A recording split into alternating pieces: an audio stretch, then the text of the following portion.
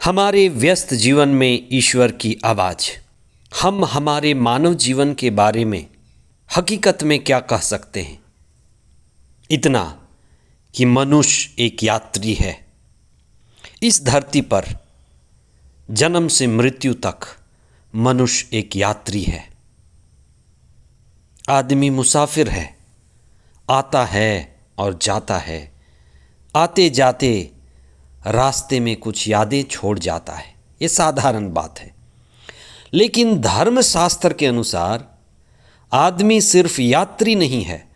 आध्यात्म के अनुसार आदमी सिर्फ यात्री नहीं है, आदमी तीर्थ यात्री है। सारी मानव जाति तीर्थ यात्रा पर है। और जब यात्रा में ईश्वर साथ हो जाए, जब यात्रा में ईश्वर की संगति मिल जाए, ईश्वर ही मंजिल बन जाए और ईश्वर के साथ ही चलना हो, तो यात्रा और मंजिल एक ही हो जाए, तो ये बड़ा सार्थक है। तब हमारी यात्रा साधारण नहीं होती, असाधारण हो जाती है।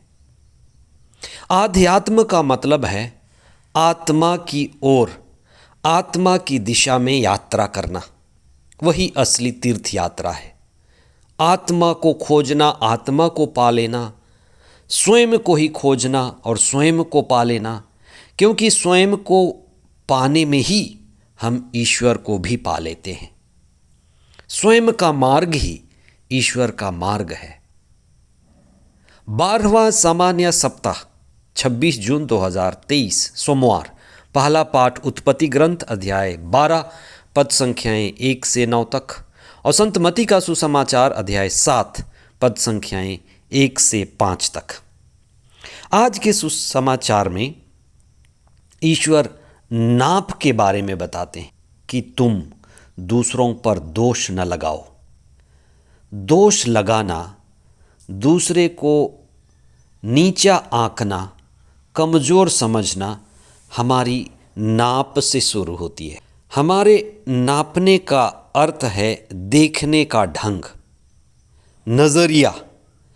जितने लोगों के प्रति हमारी नज़रिया घटिया होगी, कमज़ोर होगी, उतना ही हमारी नाप खराब होगी। आज के पहले पाठ में ईश्वर इब्राहिम की बुलाहट का वृत्तांत कहा गया है। इब्राहिम एक खाना बदोश था, खाना बदोश बन गया। खाना बदोश का अर्थ होता है, खाना मतलब घर, बद मतलब होता है कंधा, जिसका घर कंधे पर। यानी ऐसा यात्री, इतना कम सामान, इतनी कम चीज़ें कि आप अपने कंधे पर उठा करके चल सकते हैं, उसी को हम खाना बदोश कहते हैं। ईश्वर ने उसको बुलाया और इब्राहिम उसके पीछे चला। बुलाहट में सबसे प्रमुख बात है ईश्वर की आवाज़। ईश्वर आवाज़ देता है, ईश्वर प्रेरणा देता है और ईश्वर द्वारा आह्वान होता है। जब भी ईश्वर बुलाता है, सत्य की सेवा के लिए बुलाता है, सत्संग के लिए बुलाता है, अपने साथ चलने के लिए, अपने साथ रहने के लिए बुलाता है। पहली बात, जब भी आप बुलाहट पर चिंतन करें, इस बात का ख्याल रखें कि ईश्वर का बुलाना हमेशा ऊंचे प्रयोजन के लिए ही आता है। हम जन्म पा लेते हैं, पढ़ लिख लेते हैं, रोज़गार कमा लेते हैं, रोज़ी रोटी मकान के लिए कमा लेना काफ़ी नहीं है। इसके आगे भी ज़िंदगी है, असली ज़िंदगी। ईश्वर हमें बुलाता है अपनी संगति के लिए। इसलिए अगर आपका मकान है, आपकी नौकरी है, आपके पास खाने पीने और रहने के लिए पर्याप्त चीज़ है, तब आप प्रभु से पूछें कि प्रभु मुझे आगे क्या करना है। आपको उनके साथ सत्संग करना है। ईश्वर सत्संग के लिए हमें बुलाता है।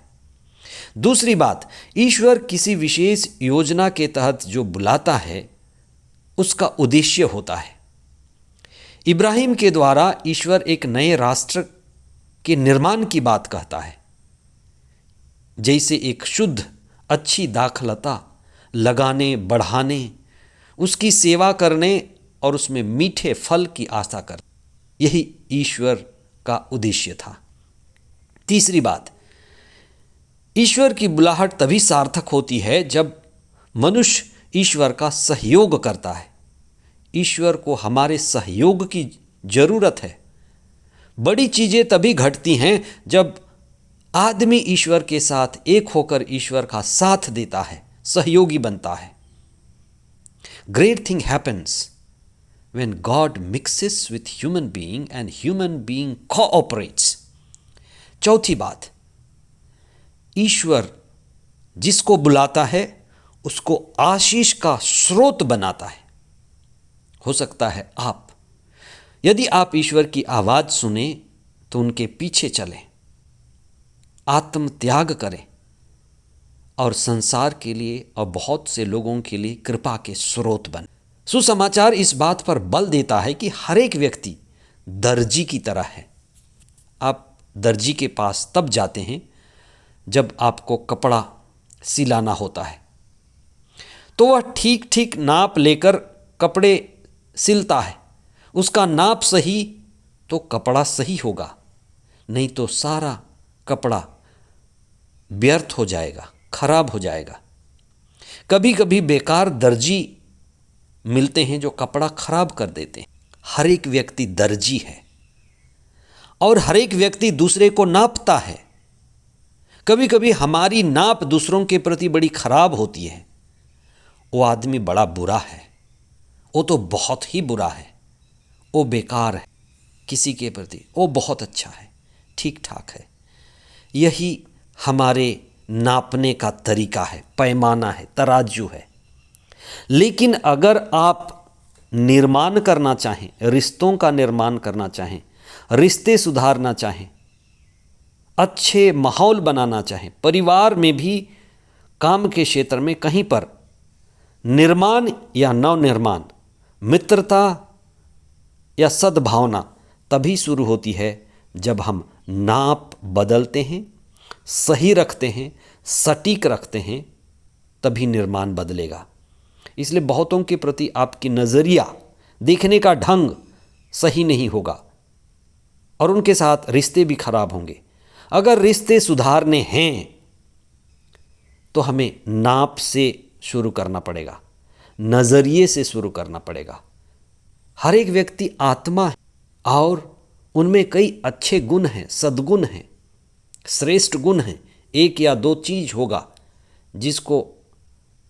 जिसके कारण हमने अपनी सारे नाप खराब कर दिए हैं।